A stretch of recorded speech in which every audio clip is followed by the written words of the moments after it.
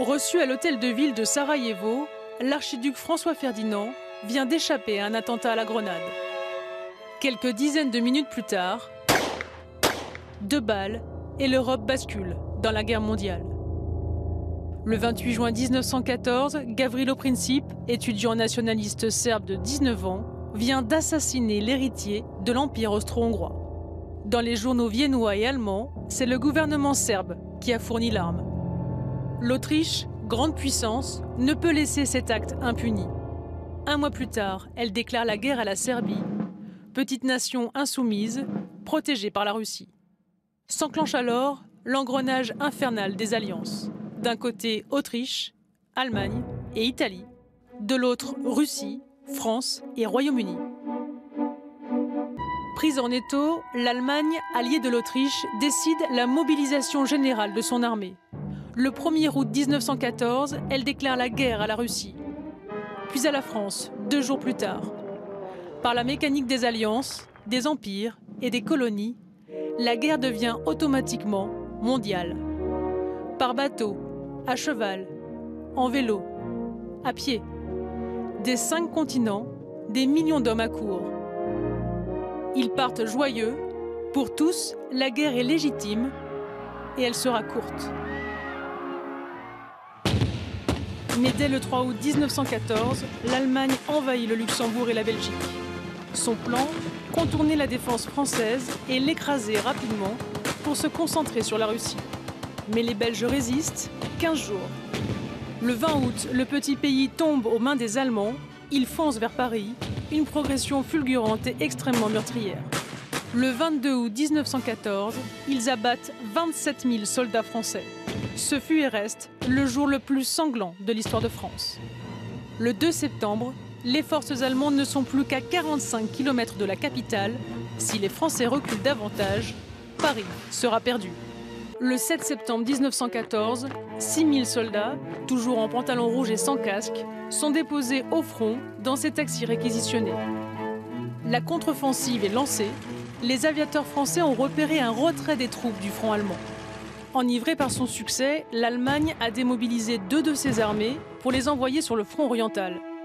Une brèche inespérée d'une trentaine de kilomètres. Français et Britanniques s'engouffrent, c'est la bataille de la Marne. Sur 225 km de ligne de front, les 2 camps découvrent alors la guerre industrielle. L'armée n'avait jusqu'ici mesuré la puissance colossale des armes nouvelles. Les hommes tombent par dizaines de milliers chaque jour. Le 10 septembre, les Allemands n'avanceront plus.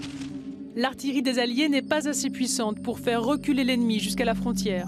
La guerre de mouvement se transforme en guerre de position.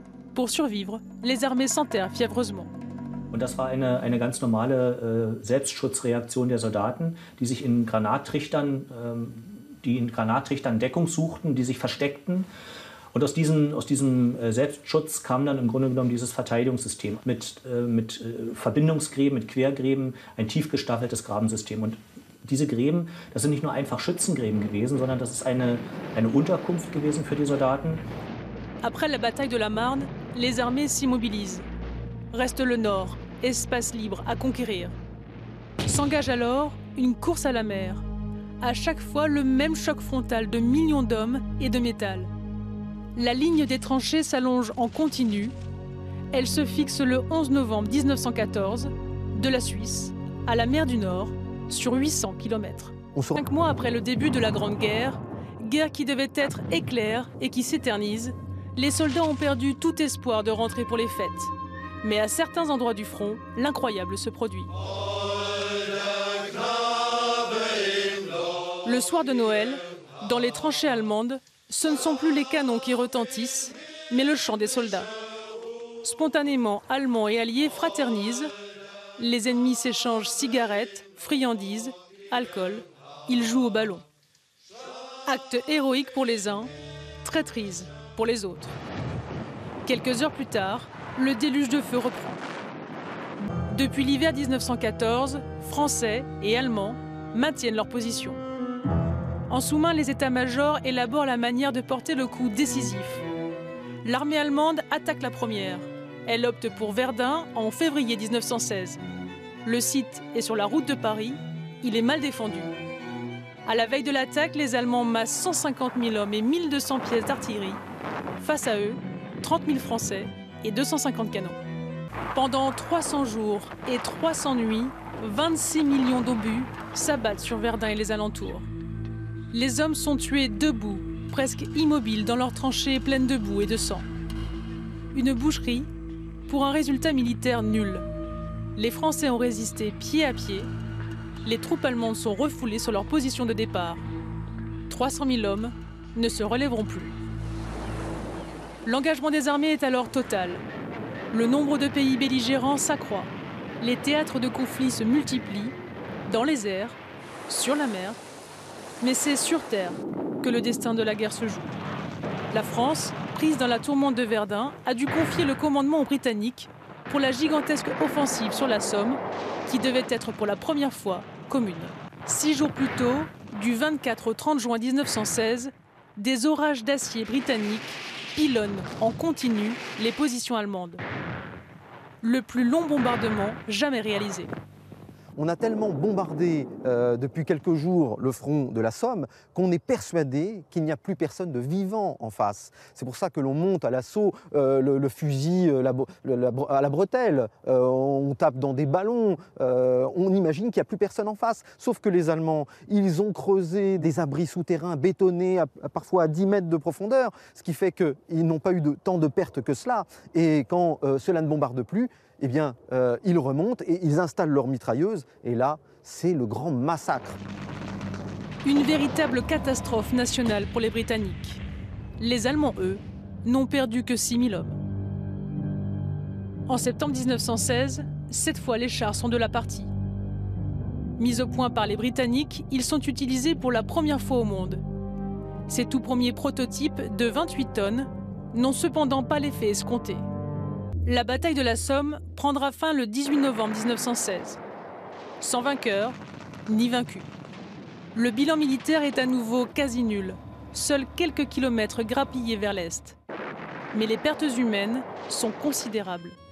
Britanniques, Français, Allemands, plus d'1 million de morts en moins de 5 mois. Adieu la vie, adieu l'amour, adieu toutes les femmes. C'est bien fini, c'est pour toujours de cette guerre infâme. 1917 arrive, la lassitude, l'usure s'installe. La France est à bout de force. On est tous condamnés, on est des sacrifiés. Mais les états-majors s'obstinent. Le 16 avril, ils lancent une nouvelle offensive massive en Picardie. Le chemin des Dames n'est pas la plus grande bataille de la Grande Guerre ou le plus grand massacre de la Grande Guerre, mais c'est le massacre de trop. C'est 100 000 pertes, 40 000 morts. Et donc, si elle occupe une place dans notre mémoire, c'est parce qu'à un moment donné, les soldats, après cette bataille, ont dit stop. Il y a ces fameuses mutineries des poilus qui disent on veut bien mourir, d'accord, mais mourir pour rien, ça, non, on en a assez. Le massacre du chemin des Dames provoque la pire crise morale qu'ait connue l'armée française. De plus en plus de soldats refusent de finir en chair à canon en première ligne. Ils se mutinent par dizaines de milliers. Une cinquantaine en paie le prix fort, exécutés pour l'exemple par leurs propres frères d'armes. Cette même année, alors que les Français ont atteint leur limite de résistance, les Américains, jusqu'ici neutres, entrent dans le conflit. Les sous-marins allemands ont coulé 35 de leurs navires. Les jeunes soldats débarquent en France. C'est la première fois que les États-Unis s'engagent dans un combat à l'extérieur de leur pays. Une implication décisive sur ces derniers mois de guerre, où tout se joue sur le moral, le matériel, le ravitaillement, le contrôle des routes maritimes et des ports. Pour les Allemands, il y a urgence. Entre mars et juin 1918, ils perdent 1 million d'hommes. Leurs bataillons sont réduits des 2/3. Dans un suprême effort, leur haut commandement joue son va-tout et lance 5 offensives. Jamais les armées alliées ont été aussi près de la défaite, mais mieux coordonnées, elles résistent. Fin septembre, les Allemands jettent l'éponge. Germany collapses because it's under pressure on several fronts, and it's under pressure at home, and it's under pressure on the battlefield. Ils ne peuvent plus se nourrir, ils n'ont plus assez d'essence, ils n'ont plus assez de fer, ils n'ont plus assez d'ouvriers, ils n'ont plus assez de soldats. Der Krieg ist endgültig verloren, als die deutsche Frühjahrsoffensive 1918 scheitert, als über 2 Millionen Amerikaner in Frankreich kämpfen. Die Gegenoffensiven der Alliierten ab Juli 1918 werden erfolgreich und damit ist der Krieg im Sinne einer Unmöglichkeit, ihn weiterzuführen, und beendet. L'armistice est signé le 11 novembre 1918 à 5h15. En pleine forêt de Compiègne, les Alliés et une délégation allemande réunis dans ce wagon-restaurant actent la fin des combats.